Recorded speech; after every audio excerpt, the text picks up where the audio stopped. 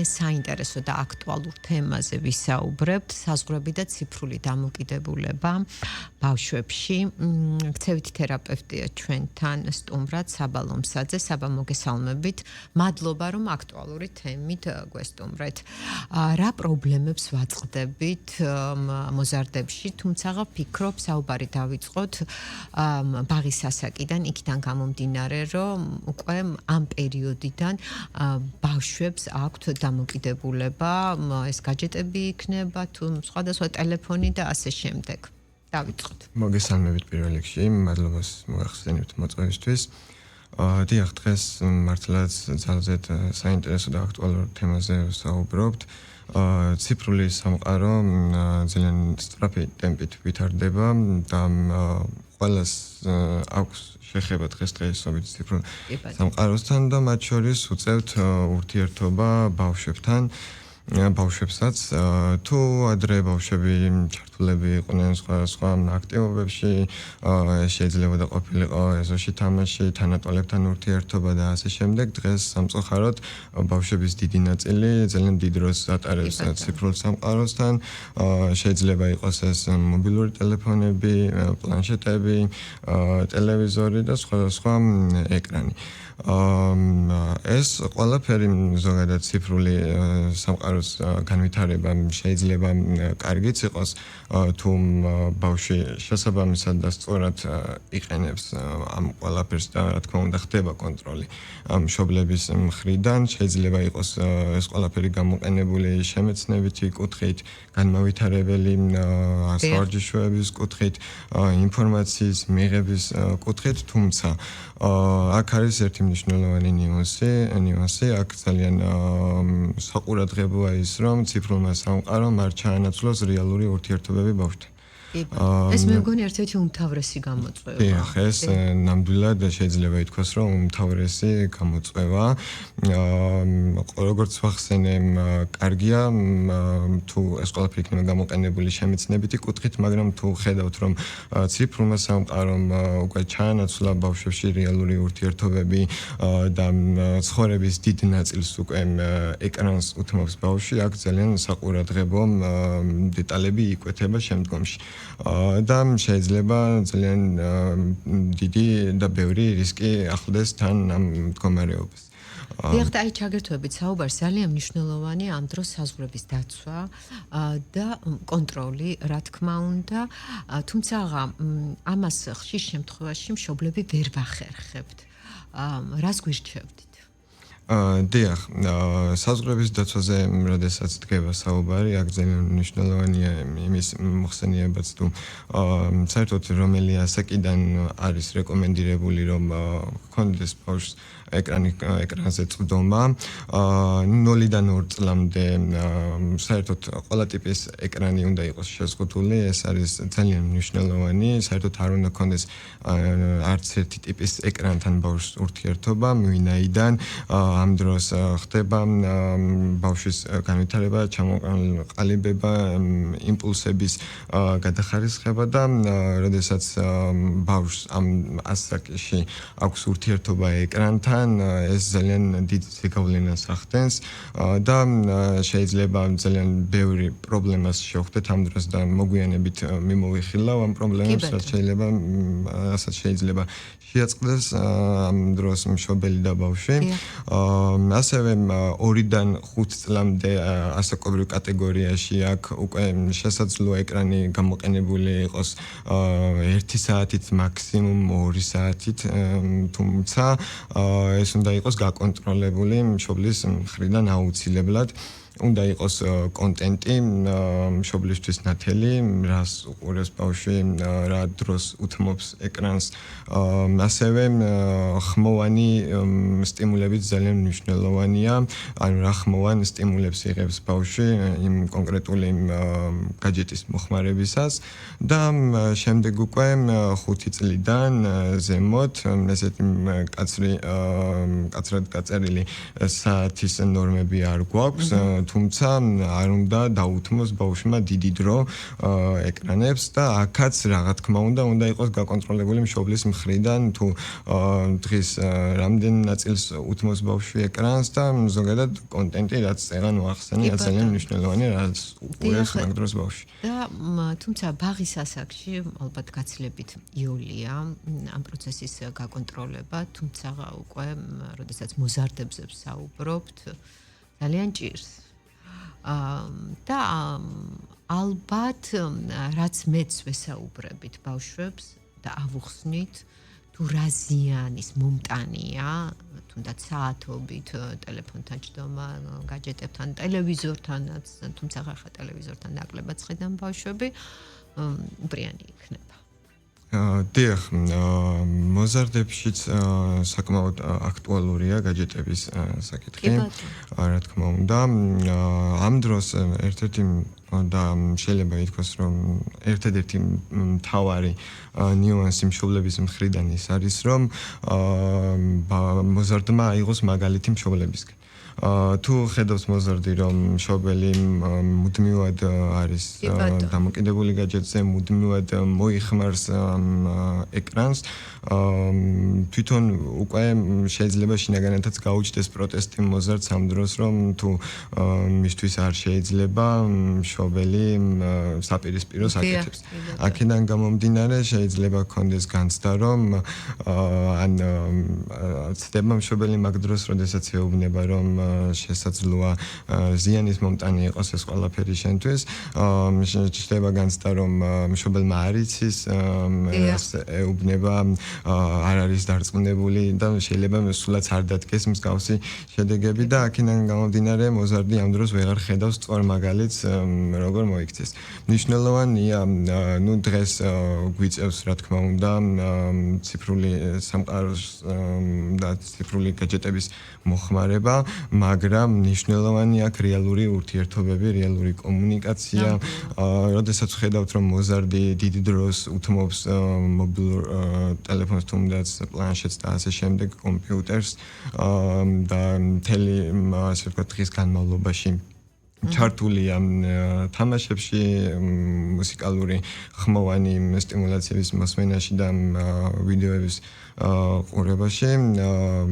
ეს ძალიან საყურადღებოა მშობლისთვის, ვინაიდან მაგ დროს შესაძლოა ქონდეს ბავშვს ყურადღების დეფიციტი მშობლების მხრიდან, კომუნიკაციის დეფიციტი და იმ დროს მოზარდი იქ კარგად გრძნობს თავს ციფრულ სამყაროში, იქ შესაძლოა ითქვას, რომ იპოვა თავისი იდენტობა, რაც ხშირ შემთხვევაში სრულიად მცდარი შეიძლება იყოს ხოლმე და შემდეგ უკვე ეს რეალური ურთიერთობები მისთვის აღარ ხდება სასურველი, აღარ არის ჯანსაღი, მათ შორის მშობლებთან ურთიერთობაც იკლებს და აღარც აქვს ბავშვს სურვილი, რომ კომუნიკაცია ჰქონდეს მშობლებთან, იმიტომ რომ მთელ დროს ატარებს ციფრულ სამყაროში და ეს არის ძალიან საყურადღებო, როცა მოზარდს სჭირდება დახმარება და ჩარევა მშობლის მხრიდან. და როდესაც დახმარებაზე და ჩარევაზე ვსაუბრობთ, თუნდაც ალტერნატივის შეთავაზება ხო არ იქნება უპრიანი.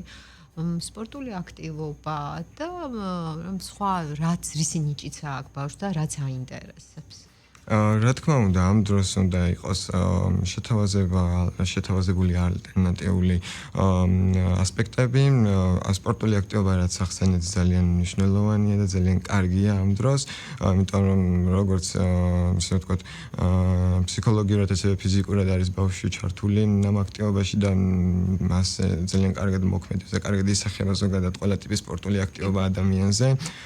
მნიშვნელოვანია დღის განმავლობაში გასეირნება თუნდაც ოჯახის წევრებთან, მეგობრებთან, მოგზაურობა ძალიან კარგად მოქმედებს ხოლმე ბავშვებთან და მოზარდებთან. ანუ საუბარი მაქვს დროის დათმობა რეალურ ადამიანებთან და არა ადამიანებთან კომუნიკაცია ეკრანით. ძალიან მნიშვნელოვანია რეალური ურთიერთობები და მათ შორის რა თქმა უნდა ორმაგად მნიშვნელოვანია მშობლებთან ურთიერთობა. ყოველთვის სპეციალისტები ურჩევთ ხოლმე მშობლებს და ვაძლევთ რეკომენდაციას, რომ უფრო უფრო მეტი დრო გაატარონ ბავშვებმა თქვენთან რეალურ გარემოში. ეს იქნება თუნდაც მაღაზიაში წასვლა, საყიდლებზე წასვლა, სასეირნოდ გასვლა საღამოს დღის ბოლოს და რეალური სოციალური კომუნიკაცია. როდესაც დამოკიდებულებაზე ვსაუბრობ, კონკრეტულად ეკრანზე და გაჯეტებზე ასე შემდეგ, ხომ არ არის ჰიპერაქტიულობის ერთ-ერთი გამომწვევი მიზეზი? დიახ, ზოგადად გაჯეტების მოხმარება იწვევს ყურადღების დეფიციტს, უჭირს ბავშვს ერთ კონკრეტულზე მოახდინოს ფოკუსი, ასევე დგება საკითხი, როდესაც უჭირს ბავშვს უკვე რიგითობის დაცვაც და აქ იწყება ჰიპერაქტიურობის ელემენტები, თუმცა უნდა აღინიშნოს ის, რომ აქტიური ბავშვი და ჰიპერაქტიურობის სინდრომი და ჰიპერაქტიურობა განსხვავდება ერთმანეთისგან. აქტიური ბავშვი არის ჩართული დღის განმავლობაში სხვადასხვა აქტივობებში, შეიძლება იყოს თანატოლებთან ჩართული, უჭირდეს გაჩერება, ხშირად მშობლები მოусვენ, რადგან მოიხსენიებენ ხოლმე მსგავსი ტიპის ბავშვებს, მაგრამ როდესაც თუნდაც მშობელი ან მასწავლებელი მიუთითებს, რომ გაჩერდეს, დაყონდეს, მას შეუძლია რამდენიმე წუთით, ან შეიძლება რამდენიმე საათით მოусმინოს მასწავლებელს და იყოს ჩართული სხვადასხვა აქტივობაში. მაგრამ ჰიპერაქტიურობის დროს ეს ჰიპერაქტიურობის სინდრომი არის ნეიროგანვითარებითი მდგომარეობა, რაც აღზრდის სტილთან არ არის კავშირში.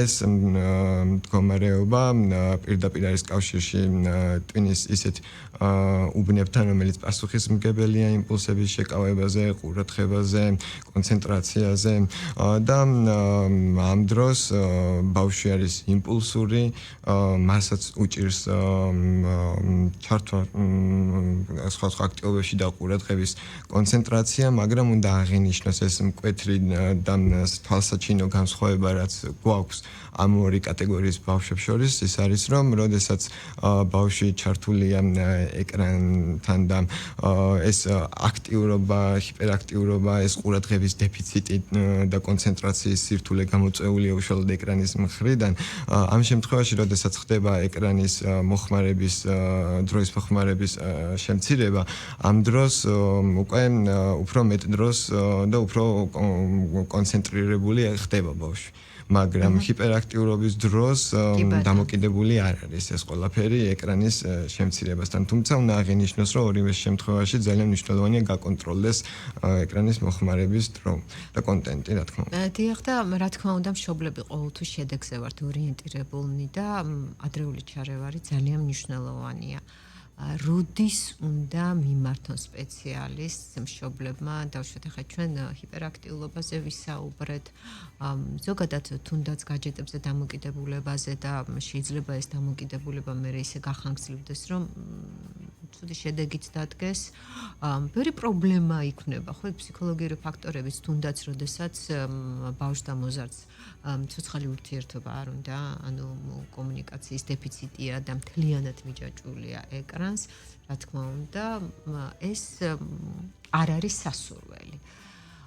მშობლები ხშირად მოუცლელები ვართ და პირიქით გონია, რომ ბავშვი დაკავებულია, ბავშვი თვითგანვითარებასაც ეწევა და არაფერი ამაში დავუშვათ უარყოფითი არ არის.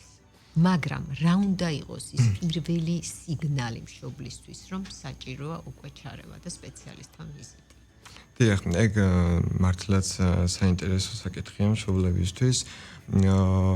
როდესაც მშობელი ხედავს, რომ ბავშვი დიდ დროს უთმობს ეკრანის მოხმარებას, ჩართულია დღის განმავლობაში სხვა ტიპის შეიძლება იყოს ვიდეოების უსწრება თამაშები და ასე შემდეგ.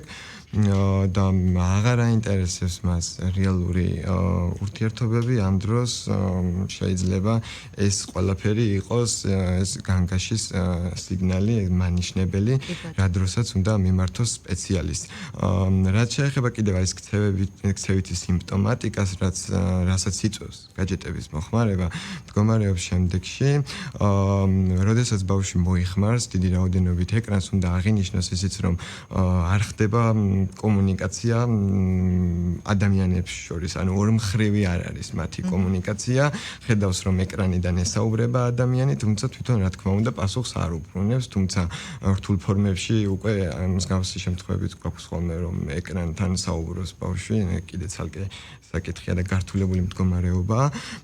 ძირითად შემთხვევაში არის არ ხდება ორმხრივი კომუნიკაცია და როდესაც მხოლოდ გაჯეტიდან იღებს ამ კომუნიკაციით ფორმას ბავშვი ხდება ჩაკეტილი, ასევე უჭირს მოწყენილობის ატანა, როდესაც ბავშვი იმყოფება ისეთ სიტუაციაში, სადაც არ იცის უბრალოდ რა გააკეთოს, რითი დაკავდეს, რა აქტივობაში ჩაერთოს და იქ ხდება ერთგვარი მოწყენილობის ეფექტი, ამ დროს ძალიან დათრგუნულია ბავშვი უჭირს ამ ყველაფრის ატანა, მიღება, გადახარისხება, გამოსავლის მოძებნად მათ შორის და ხდება ჩაკეტილი.